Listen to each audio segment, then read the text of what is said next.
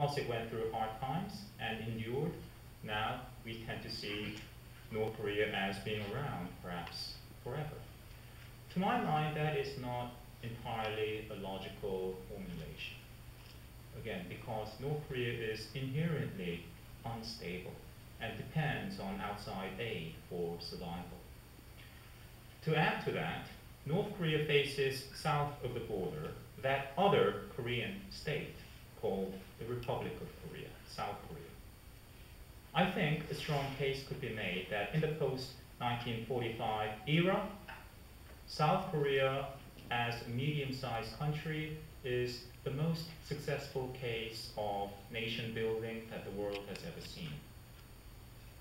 In contrast, North Korea, having suffered this huge, great leap backward in the mid-1990s with the food catastrophe, which still reverberates today, North Korea is a model failed case. And we have today tens of thousands of North Koreans who take great risk to escape their country with the view of resettling in South Korea. This is the basic dynamic in the Korean peninsula.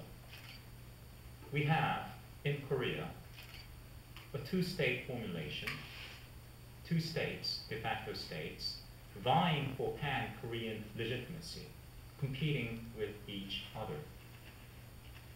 And that is the basic dynamic that's been in place over the past 60 years and will continue until one of the two Koreas is no longer with us. And I think in the eyes of much of the world, most of the world, we can see clearly who is the more successful, the more legitimate Korean state. So the point that I'm trying to get across here is that the North Korean regime faces a great dilemma, even an existential threat, I would say, in terms of regime preservation over the long term. Now, just when North Korea may collapse, no one can predict, of course. I think very few, if any, people predicted the Arab Spring last year, or the fall of the Berlin Wall, or the collapse of the Soviet Union. But the rise and fall of states, even great empires, this is a fundamental fact, phenomena in human history. And again, it's certainly within the realm of possibility that the DPRK, the political entity called the DPRK, one day will no longer be with us. And if there is such an instability situation in North Korea, the odds of reunification and the emergence of a single democratic, free Korean state, as President Hong referred to, is a real possibility. And I think as students interested in world affairs, these are big topics worth thinking about today. No one, no government, no individual, no organization can come up with a comprehensive plan for such a big change. And when events take over, we do our best to adapt, of course. But I don't think it's too soon to be thinking about such big geopolitical issues as intellectuals. Now, how would Kim Jong-un fare in the future? Well, obviously, nobody really knows. Some feel that Kim Jong-un, because he spent a few years in his mid-teens in Switzerland, because he was exposed to the wider world beyond the Korean peninsula, is more worldly. He probably speaks one or two foreign languages in addition to Korean. Therefore, the prospects for opening and reform are, if not great, then certainly more likely than North Korea under his father, Kim Jong-il, who never really traveled outside his country other than a few visits to Russia and China, perhaps a visit to Indonesia when he was a young man in the 60s. But we know that Kim Jong-il did not like to travel abroad and never studied abroad. Well, that's a possibility. And when you think of other examples in history, we do see, in the wake of the departure of a larger-than-life figure, a major dictator leaving the scene by death, we do see an opportunity for new policy, a movement toward greater opening and reform. That's certainly what we see in China in the wake of the death of Mao Zedong. Deng Xiaoping, of course, had experience living abroad, and some of us like to conflate the two.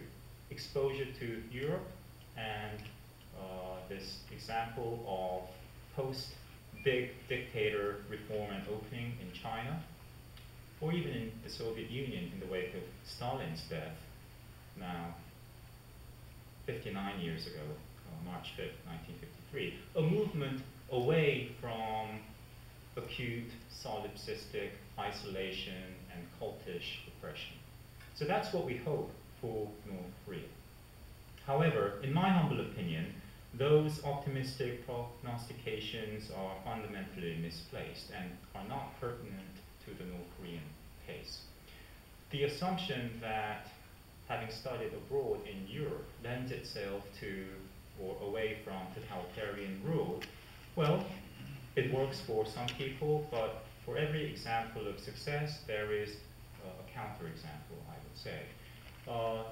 The former Cambodian leader, Pol Pot, spent 4 years in his mid-20s living in Paris. So if exposure to European cosmopolitanism was a cure for totalitarianism, one wonders how Pol Pot missed out on that transformative experience. Current dictator of Syria, Bashar al-Assad, studied medicine in London, but he is not beyond, of course, killing thousands of civilians. So it is a slightly misplaced analysis, in my opinion. The assumption that Kim Jong-un, by virtue of his exposure to Europe, may be different from his father. What we do know is that North Korea is, as I like to say from time to time, tongue-in-cheek, uniquely unique. It's a unique system. I mentioned one aspect of North Korea's uniqueness already to you, this great food catastrophe having taken place in an industrialized, urbanized, literate, peacetime economy. But there are many other examples of North Korea's uniqueness that bear upon the nature of the regime. Let me refer to just 4 more. We know that North Korea is the only communist country that has implemented a hereditary succession, a father-to-son power transition. The first took place in the wake of Kim Il-sung's death in 1994. North Korea has had 2 such father-to-son power transitions. What's the big deal? Well, it really goes against the core of communism, which rails against hereditary privileges, aristocracy, monarchy, and so forth. So other communist states are loath to do that. Yet, in North Korea, we have that very uncharacteristic phenomenon that is uncharacteristic of international communism. This reflects the nature of the regime, that it is more a cultish dynasty rather than a communist regime. Another unique aspect of North Korea is, by far, North Korea spends, in terms of defense spending as a share of its GDP, by far the most than any other country in the world. Its military spending as a share of its GDP is the highest in North Korea. We don't know exactly how much North Korea spends because North Korea is also unique in this regard in that it is the only country in the world that does not publish basic statistics. Population, it has in the past, but these are all doctored figures. But basic statistics like GDP, mortality, life expectation, and so forth. So we don't know, but we do estimate that North Korea spends anywhere between 25% to maybe even 35% of its meager GDP on military spending. What's the big deal in that? Well, what do other countries spend? What's the trend as a percentage of GDP? The US? The US is a slightly odd example because of its many military obligations all over the world. The US spending is relatively high. But other nation states spend about 2%, 3%. So 30% compared to 2 or 3% is huge. Also, in terms of manpower in the North Korean military, able-bodied men between the age of 16 and 50, at any given time, you have 1/5 of such able-bodied men serving in the military. By far, the biggest participation in terms of manpower as a percentage of the total population in the world. That shows you that the regime is very intent on keeping a strong military for various reasons. Another unique aspect of North Korea, and maybe this has special resonance for those of you who are participating in liberty in North Korea and others. North Korea is, according to basically every survey on basic freedoms out there, the worst systematic violator of human rights in the world. The fact that we don't see a civil war and gruesome images of studied acts of atrocity on our TV sets every day, as we do with respect to some other regions, inoculates us to the true horrors of what has been going on in North Korea for decades.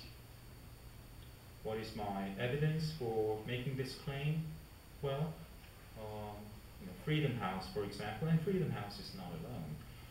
Freedom House publishes, among many other reports, something called Freedom in the World, and there are two big categories, political rights and civil liberties.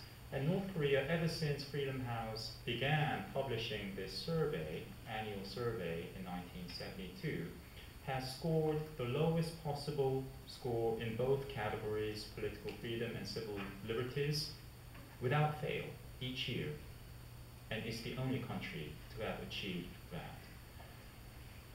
North Korea still operates concentration camps, political prisoner concentration camps.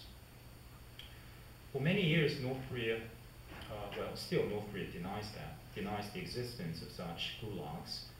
And for many years, we weren't sure, we didn't have direct evidence. But today there is just no doubt, because you can see them on Google.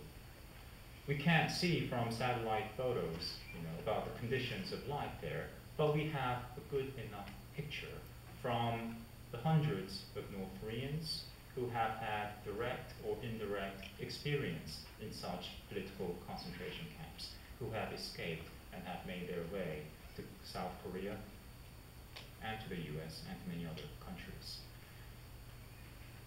Another unique aspect of North Korea is, by far, North Korea is the most advanced totalitarian, cultish state ever. And basically, scholars on the left and on the right agree on this, that North Korea is the most perfected, the most advanced totalitarian country in terms of keeping such a watertight control over the population. In terms of cult of personality, we see bizarre manifestations of cult of personality in other parts of the world. Mao and Stalin, of course, are major examples. But I think we can see indicators that strongly suggest that North Korea has taken this much further. For example, Kim Il-sung, when he died in July 1994, he was buried. That's the wrong verb, wrong choice of word. His body, his corpse, where is it today? Anyone know? Was he cremated? Was he buried? No. He was embalmed, preserved, and this is not unique to North Korea. Lenin's body, Ho Chi Minh, and some others also enjoy that special treatment. But Kim Il-sung, his body is ensconced in what North Korea calls the Kumsusan Palace, Kumsu Mausoleum. And this is the most lavish, the most extravagant building in North Korea, by far the most expensive mausoleum in the world. According to high-ranking defectors, North Korea spent purportedly, we don't know this for sure, but purportedly close to $900 million to build this mausoleum, and spends maybe $1 million or so each year in preserving Kim Il-sung's body. What's the big deal, you might say? Well, $900 million to those of you who are centimillionaires in the room may not be that big a sum. In North Korea, that's a huge amount. That is almost double North Korea's export earnings in the late 90s. And, of course, when did he die again? In the mid-90s, in 1994, as people were dropping dead, starving to death. That shows you the basic priorities of the North Korean regime. North Korea certainly had enough money, even enough food aid, to feed the entire population. But due to discriminatory distribution and bizarre preferences, chose not to provide food to everyone. So these unique aspects of the North